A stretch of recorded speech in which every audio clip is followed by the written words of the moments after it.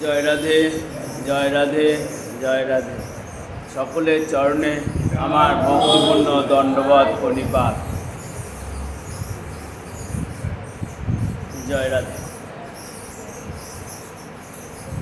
শাস্ত্রে বলছে, সাধুগুরুরা বলছেন যে ভক্তি লাভ হয় কিসের দ্বারা? ভক্তি লাভ হয় শ্রী ভগবানের কৃপার দ্বারা। ভক্তিও যদি লাভ করতে চায় তাহলে ভগবানের কৃপা ছাড়া ভক্তি লাভ হবে না। জয় রাধে। আবার বলছে ভগবানের কৃপা নির্ভর করে ভক্তির উপর।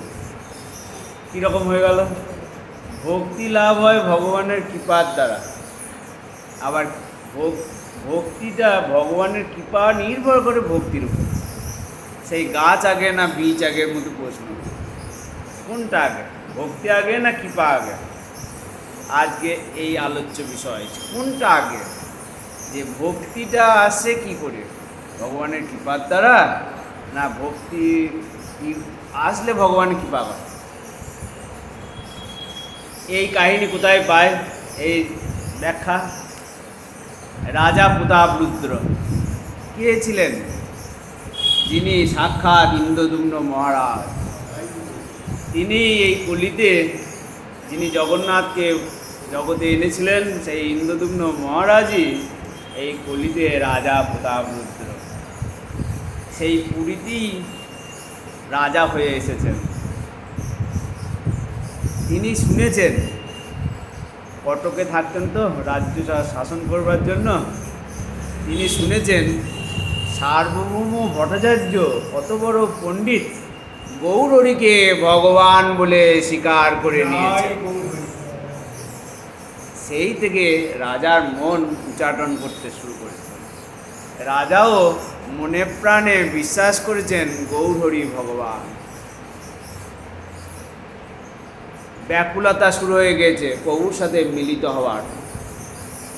সার্বভৌম ভট্টাচার্যকে বলছেন যে আমি চাই পণ্ডিত, আমাকে একটু গৌরহরির দর্শন করিয়ে দাও। আমি চাই গৌরহরির দর্শন করতে। সার্বভৌম ভট্টাচার্য মহাপ্রভুর কাছে গিয়ে বলছেন একটা নিবেদন আছে। কি নিবেদন? রাজা আপনার দর্শন চায়। মহাপ্রভু বলছে খবরদার ওই কথাটি মুখে বলবে না। সন্ন্যাসীর ক্ষেত্রে রাজদর্শন নিষেধ, বিষের মতো। মহাপ্রভু রাজি হলেন না। কি অদ্ভুত লীলা দেখুন, মহাপ্রভু রাজি হলেন না। সার্বভৌম ভট্টাচার্য গিয়ে বলছেন পারলাম না, হতাশ হয়েও না, তবে ব্যবস্থা একটা করবই। রাজা আবার রামানন্দ রায়কে বলছেন। রামানন্দ রায় যখন এসে মহাপ্রভুর সাথে মিলিত হতে যাচ্ছেন, রামানন্দকে বলছেন তুমি তো প্রভুর প্রিয় পাত্র, একবার বলো যেন গৌরহরি আমাকে দর্শন দেয়। রামানন্দ গিয়ে কী করলেন? জয় রাধে, খুব মন দিয়ে শুনবেন।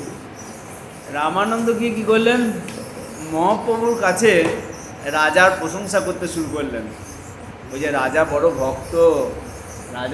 ভক্ত সেবা করে, রাজা তোমার সাথে এই ভক্ত সেবা করে, এই কথাটা শুনে মহাপ্রভু একটু করুণা হলো। কিন্তু বলছে দেখো রাজার রাজদর্শন নিষেধ। তোমরা যদি বারবার বলো আমি এই পুরী ছেড়ে চলে যাব। পারলেন না। নিত্যানন্দ প্রভু গিয়েছেন, নিত্যানন্দ প্রভুকে ধরেছেন রাজা, আপনি একবার চেষ্টা করুন। আমি রাজা মহাপ্রভুর সাথে মিলিত হবার জন্য উৎকণ্ঠা, প্রচণ্ড উৎকণ্ঠা। নিত্যানন্দ প্রভু গিয়ে বলছেন মহাপ্রভুকে যে রাজা ভক্ত মানুষ, তুমি সবাই পাপি তাপিকে উদ্ধার করছো, আর রাজা একবার দর্শন চায়, দেবে না কেন? বলছে দেখো সন্ন্যাসীর রাজদর্শন নিষেধ, আমি জগতে আচরণ করতে এসেছি। সন্ন্যাসী হয়ে যদি রাজদর্শন করি এটা হবে না। নিত্যানন্দ প্রভুও পারলেন না। রাজা হতাশ হয়ে পড়লেন। রাজা বিলাপ করতে লাগলেন, শুনিয়া রাজার মনে দুঃখ উপজিল, শুনিয়া রাজার মনে দুঃখ উপজিল, বিষাদ করিয়া কিছু কহিতে লাগিল। রাজা কাঁদছেন, পাপী নীচ উদ্ধারিতে তোমা অবতার, জগায় মাধায় দেহ করিলা উদ্ধার। আমি তো শুনেছি তুমি পাপী নীচ অধমকে উদ্ধার করতে এসেছো, জয়রাধে, জগায় মাধায়কে উদ্ধার করেছো। এই প্রতাপ রুদ্র ছাড়ি করিবে জগৎ নিস্তার, এই প্রতিজ্ঞা করিয়াছেন অপদার। তুমি বোধহয় প্রতিজ্ঞা করেছো যে প্রতাপ রুদ্রকে আমি কৃপা করব না। ভগবানের কৃপা কী করে পাওয়া যায় দেখুন একবার।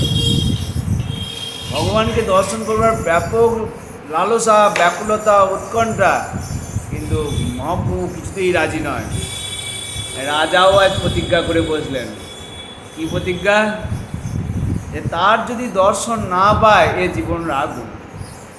এই দেহ, এই রাজ্য, এই ধন সম্পদ কিসের জন্য? যদি এই পুরীতেই ভগবান এসেছেন আর আমি তার দর্শন পাবো না, এই পুরীতেই ভগবান আছেন আমি তার দর্শন পাবো না। সার্বভৌম ভট্টাচার্যকে বলছেন, দেখো পণ্ডিত, আমি যদি দর্শন না পাই আমি এর দেহ রাখবো না। সার্বভৌম ভট্টাচার্য সান্ত্বনা দিচ্ছেন, কিছু একটা ব্যবস্থা হবে, অত উতলা হয়েও না।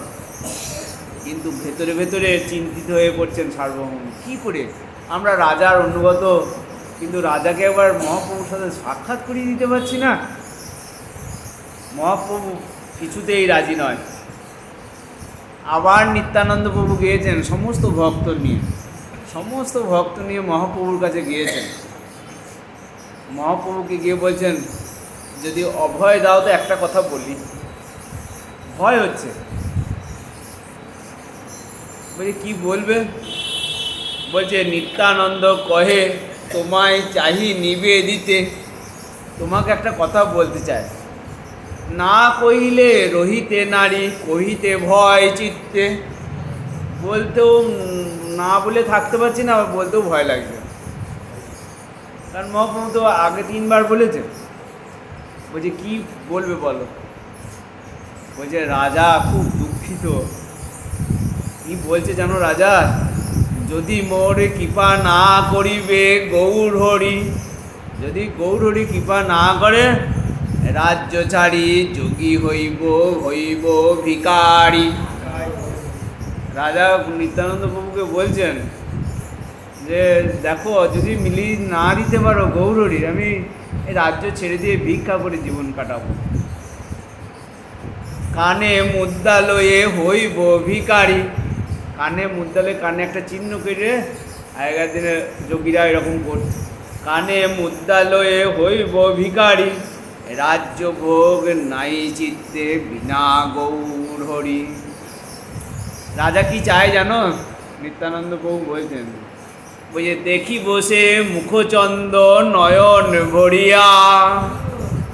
রাজা বলছেন তোমার বদন নয়ন ভরে দর্শন করতে চায়, আর তো কিছু চায় না। দেখি বসে মুখচন্দ নয়ন ভরিয়া, ভরি বসে পাদ পদ্ম হৃদয়ে তুলিয়া। তোমার পাদ পদ্মটি সে হৃদয়ে ধারণ করতে চায় আর নয়ন ভরিয়া তোমাকে দর্শন করতে চায়। রাজা ভক্ত, একবার একটু কৃপা করো। মহাপ্রভু বলছেন তোমরা চাও আমি কটকে গিয়ে রাজার সাথে মিলিত হই না, আর লোকে নিন্দা করুক, লোকে নিন্দা করুক, এই তো চাও আমার নিন্দা করুক। স্বরূপ দামোদর যদি আমাকে বলে, চৈতন্য চরিতামৃতে বর্ণনা আছে, ওই যে স্বরূপ দামোদর যদি আমাকে বলে তবে আমি রাজার সাথে মিলিত হব। এইবার একটু অন্যরকম বললাম, এই স্বরূপ দামোদর মহাপ্রভুকে শাসন করতেন, সেই জন্য কায়দা করে স্বরূপ দামোদর বলে কিনা দেখে। দামোদর বলছেন এ আবার কি, আমি কেন বলবো? তুমি স্বতন্ত্র ঈশ্বর, তুমি কারোর বাধ্য নও।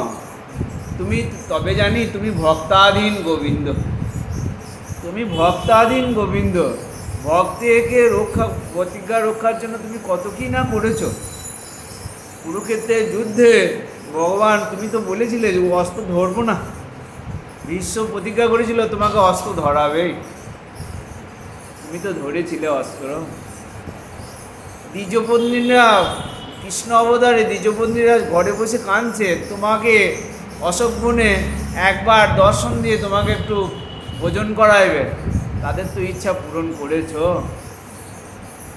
এই রাজাকে দর্শন দেবেও না বলছো তুমি, দেখো তোমার যা ইচ্ছা, আমি কেন আজ্ঞা দেবো? নিত্যানন্দ বাবু বলছেন তোমাকে নিন্দা করবে কে শুনি তো? বলছি দেখো, সাদা কাপড়ে যদি একটা কালো দাগ থাকে না, সেটাই লোকে বেশি করে বলে। এই সন্ন্যাসী হয়ে যদি রাজদর্শন করি, তাহলে লোকে বলবে সন্ন্যাসী খারাপ উদ্দেশ্য আছে, বাসনা আছে।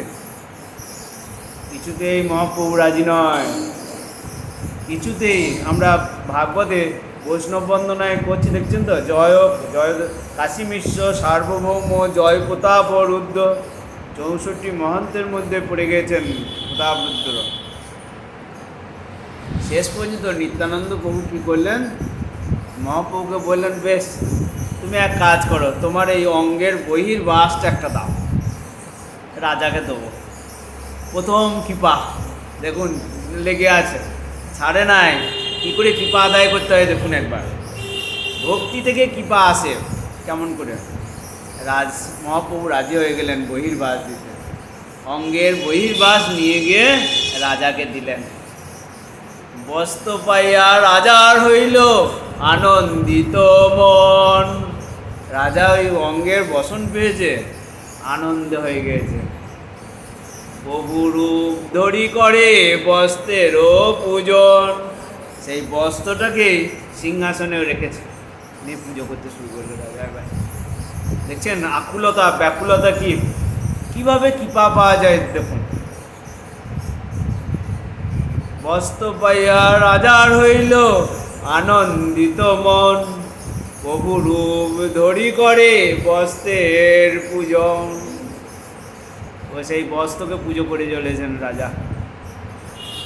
আবার পরে আবার রামানন্দ প্রভু আবার এসেছেন মহাপ্রভুর সাথে সাক্ষাৎ করতে, আর রাজা রামানন্দকে সমস্ত কাজ থেকে অবসর দিয়ে দিয়েছেন, বেতন দেবেন, কিন্তু বলছে তোমাকে কাজ করতে হবে না। কী করবে? তুমি গৌরহরির সেবা করবে, তুমি যেমন বেতন পেতে তেমনি পাবে, কিন্তু আমার জন্য একবার বললো একটু, আমি এইখানে ভগবান আছে, আমি দর্শন পাবো না। মহাপ্রভু কিছুতেই রাজি নয়। রামানন্দ রায়কে আবার বলছে দেখো, সাদা কাপড়ে কালো দাগের উদাহরণ ওই রামানন্দকে বলছেন, সন্ন্যাসী রাজদর্শন সেই রকম, খবরদার বলো না। বারবার বলছেন একটা কিছু উপায় হয় না, একটা কিছু উপায় হয় না।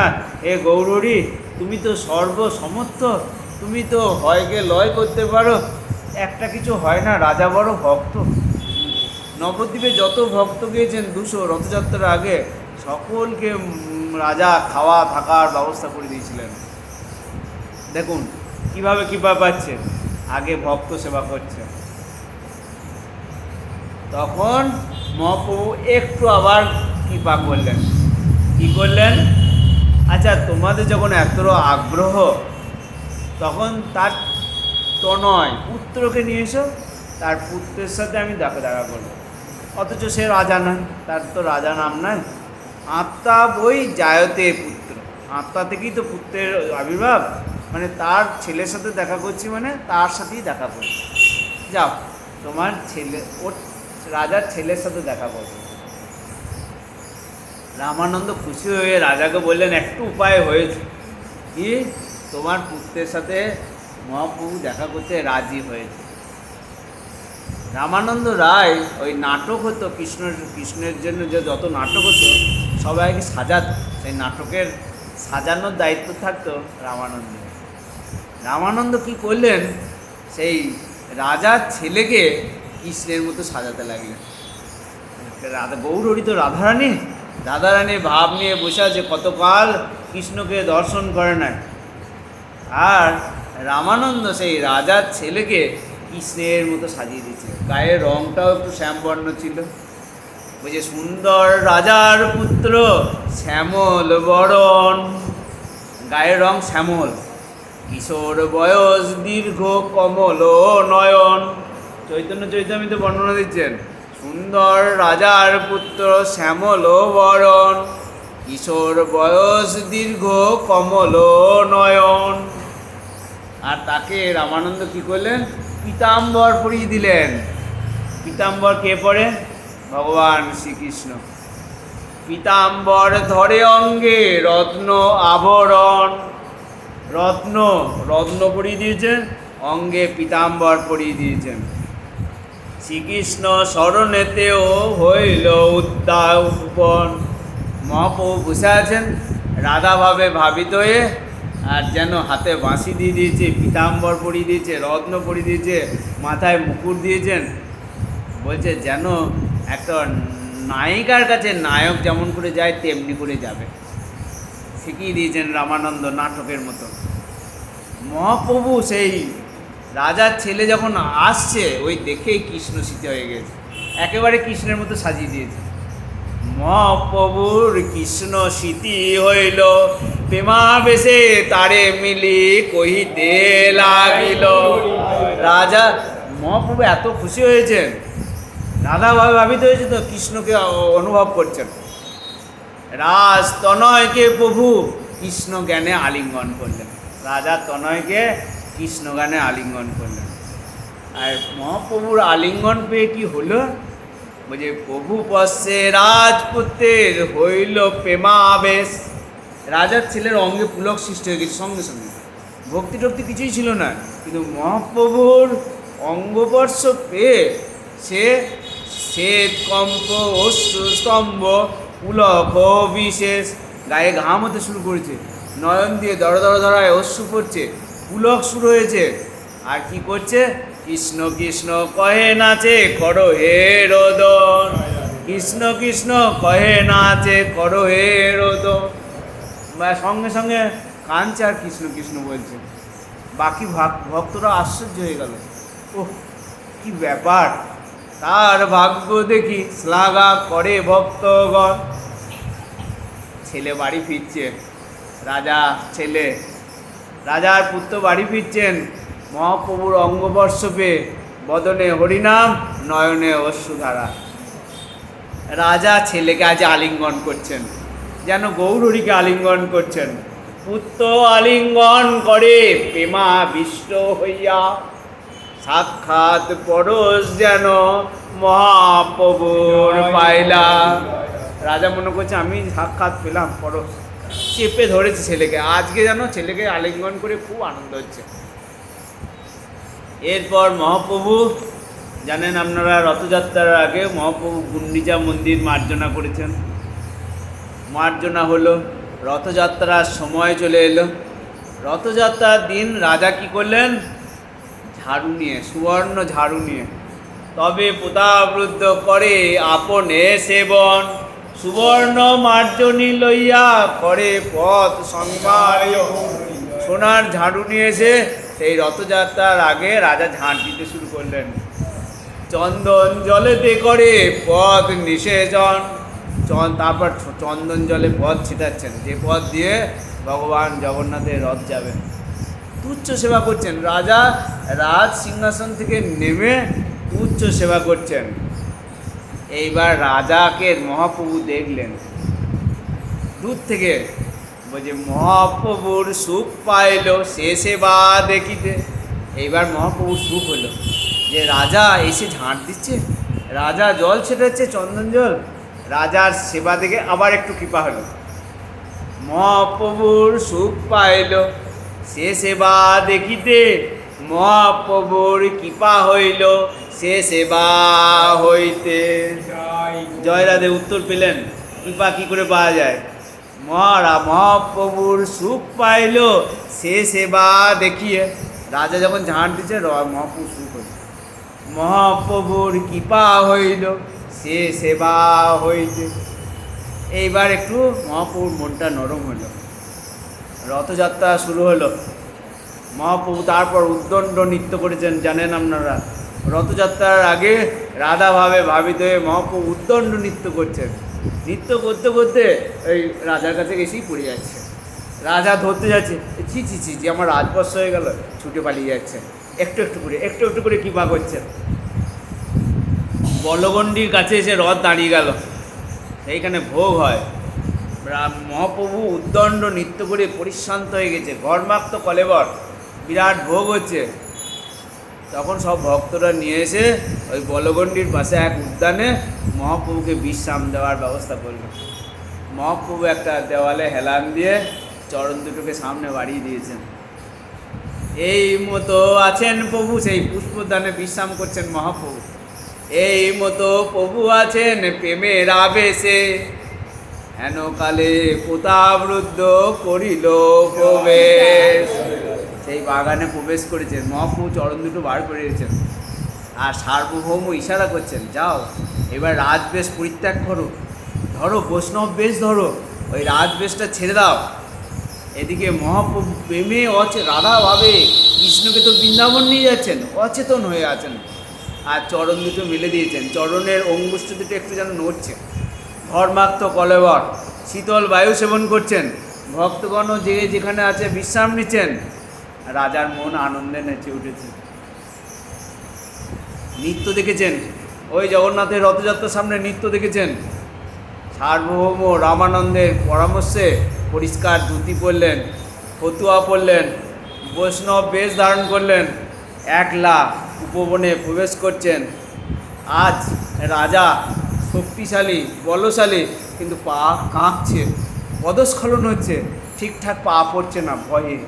একদিকে উল্লাস, একদিকে ভয়। রাজার পা কাঁপছে, আজ প্রতি পদে পদে রাজার পদস্খলন হচ্ছে। বলছে বনে যেমন হরিণ, চকিতা হরিণীর ন্যায় রাজা এদিক ওদিক চাইছেন, কি হবে? এখনও তো মহাপ্রভু আজ্ঞা দেয় না। একদিকে উল্লাস, একদিকে ভয়। রাজারও বাহ্য জ্ঞান চলে গিয়েছে, কি করছি জানে না। চতুর্দিকে চাহে রাজা সভয়ে নয়নে, চতুর্দিকে চেয়ে বেড়াচ্ছে। আর প্রভুর নিকট গেলাম মন্থর গমনে, ধীরে ধীরে যাচ্ছে। আর ভক্তরা বসে আছে, সবারই কাছে জোড়হাত করছে, দেখো দেখো দেখো, সবারই কাছে জোড়হাত করছেন। আর সবাই বলছে যাও, আশীর্বাদ করছি, যাও যাও, এগিয়ে চলো এগিয়ে চলো। রাজার দীন ভাব আর দৃঢ়তা, অনেকে হৃদয় দ্রবীভূত হয়ে যাচ্ছে, কি হয় আজ, কি হয়। ধীরে ধীরে ধীরে ধীরে রাজা মহাপ্রভুর চরণের নিকট গিয়েছেন। চৈতন্য চন্দ্রোদয় নাটকে বর্ণনা করছেন, নিত্যাবেশে প্রভু চিতে না পারে সম্বরিতে, মুদিত করিয়া দুই নয়ন। মহাপ্রভু দুই নয়ন বুঝে আছেন, কৃষ্ণ ভাবে কাঁদছেন। আর শ্রীচরণ প্রসারিয়া বসিল আনন্দ পাইয়া, পাদ পদ্ম চালেন সগণ। চরণ দুটো নড়াচ্ছেন একটু একটু। আর নিরন্তর নেত্র জল ধৌত করে বক্ষস্থল, প্রেমানন্দ যেন সাক্ষাৎ। চোখে জল পড়ছে, নয়ন বুঝে। আজ যেন রাধারানী কৃষ্ণের চরণ মাধুরী আস্বাদন করছেন। মহাপ্রভু যেন রাধাভাবে ভাবিত হয়ে শ্রীকৃষ্ণের চরণ মাধুরী আস্বাদন করছেন। বলছেন, হে কৃষ্ণ, তোমার চরণ হতে যে আনন্দ, কোটি ব্রহ্মানন্দ হতেও যেন বেশি সুখ রয়েছে। রাজা কিছুক্ষণ দাঁড়িয়ে দাঁড়িয়ে চরণ দর্শন করলেন। আর ভাবছেন, বিনা অনুমতিতে প্রভুর চরণ স্পর্শ করব, কি হবে? অকৃপা আবার রুষ্ট হবে না তো? আবার যদি ভাবছেন, প্রভু যদি মারেন চরণ ধরিয়াই মরব, প্রভু যদি মারে তো মারুক, চরণ ধরিয়েই মরব। আবার ভাবছেন, প্রভু আমি রাজা, বিনা অনুমতিতে চরণ স্পর্শ করছি, এটা অপরাধ হবে না তো? তার পরক্ষণেই আবার ভাবতে বসলেন, শুনেছি যে ভগবানের পাদ স্পর্শ করলে সমস্ত অশুভ ক্ষয় হয়ে যায়, সমস্ত অশুভ ক্ষয় হয়ে যায়। তবে আর ভয় নাই, ওই চরণ স্পর্শ করি, ভয় নাই, যা হবে হবে, যা হবে হবে। কত রকমের ভাবনা চিন্তা আসছে। ধীরে ধীরে ধীরে ধীরে গিয়ে মহাপ্রভু চরণের কাছে বসলেন, চরণ সেবা করতে শুরু করলেন। মহাপ্রভু চোখ খুললেন না, কিছু বললেনও না। বলছেন চরণ ধরে এবার কি করলেন, এবার রায় রামানন্দ শিখিয়ে দিয়েছে চরণ যখন টিপবে, পদসেবা করবে, সেই সময় গোপীরা কৃষ্ণকে অদর্শন করে রাসলীলায় যে গীত গাইছে তুমি শোনাবে। রাজা সব কী করে করতে হবে শিখিয়ে দিয়েছে। আজ সেই রামানন্দ মহাপ্রতাপরুদ্ধ মহাপ্রভুর চরণ সেবা করতে করতে গাইতে শুরু করলেন, জয়তীতে দিকং জন্মনাবজ সয়ত ইন্দিরা সদত্তই দ্বৈত দৃশ্যতাং দীক্ষুতাবকাস্তয়ী ধৃতাশবস্তাং বিচিন্ততে। হে দ্বৈত গোপীরা বলছেন, হে দ্বৈত, তোমার জন্ম হবার আগেই লক্ষ্মী দেবী এখানে সুন্দর করে সাজিয়ে দিয়েছে, ব্রজধামকে অলঙ্কৃত করে দিয়েছে। আমরা তোমার দাসী, তোমাকে অন্বেষণ করে কাতর হয়েছি। হে শ্যাম সুন্দর, তুমি দেখা দাও। শ্লোক শুনবা মাত্রই মহাপ্রভুর বদন প্রফুল্ল হতে শুরু করেছে। গৌরহরিও তো রাধারানী কৃষ্ণকে খুঁজছেন। এই শ্লোক শুনবা মাত্রই প্রভুর বদন প্রফুল্লিত হয়ে গেল। বলছে বলো। তারপর শরদুদাশয়ে সাধু জাত সরসিজোদর শিমুষা দিশা সুরতনাথতে অশুল্ক দাসিকা বরদ নিঘ্নত নেহ কিং বদ। হে সম্ভোগ পদে, হে অভীষ্ট পদে, আমরা তো তোমার বিনামূল্যের দাসী। তুমি শরৎকালের যে পদ্ম ফুল ফোটে, সেই পদ্ম ফুলের ভেতরের যে গর্ভ, সেই রকম তোমার নয়ন, সেই নয়ন আমাকে দর্শন দিচ্ছ না কেন? তোমার নয়ন দর্শন না দিয়ে তুমি কি আমাদের বধ করছো? গোপীরা বলছেন, তুমি কি আমাদের বধ করতে চাও? মহাপ্রভু গোপীদের সেই ভেতরকার ব্যাকুলতা শুনছেন। প্রভুর হৃদয় আনন্দে উৎফুল্ল, নয়ন কিন্তু খোলে নাই, মুখে বলছেন বলো। তারপর কি হলো? তারপর বিরচিতা, এই প্রথম কথা বললো রাজার সাথে। বিরচিতা ভয়ং বিষ্ণু দুর্যতে চরণ মেয়ুষাং সংশ্রিতে ভয়া কর্ষরোহং কান্ত কামদম শিরসিধেন শিকর। হে দেব, আমরা তোমার ভক্ত, আমাদের প্রার্থনা পূরণ করো। হে বিষ্ণু বংশ শ্রেষ্ঠ, তোমার চরণ কমল প্রাণীদের অভয় ধারণ করে।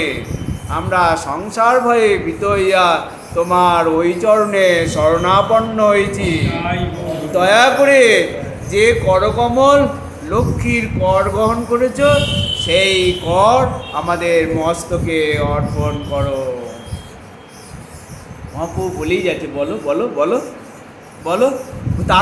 তারপর বোঝ জনার্থী হন বীর ঘোষিতাং নিজ জনশয় দংশনসিত ভজ সখে ভবেত কিঙ্করীশন জলরুহাননম চারু দর্শনম। হে সখে, তুমি প্রযোজনের আর্তহারী। হে বীর, তোমার মন্দহাস্য নিজজনের গর্বহারী। আমরা তোমার কিঙ্করী, কৃপা করিয়া আমাদেরকে আশ্রয় দাও।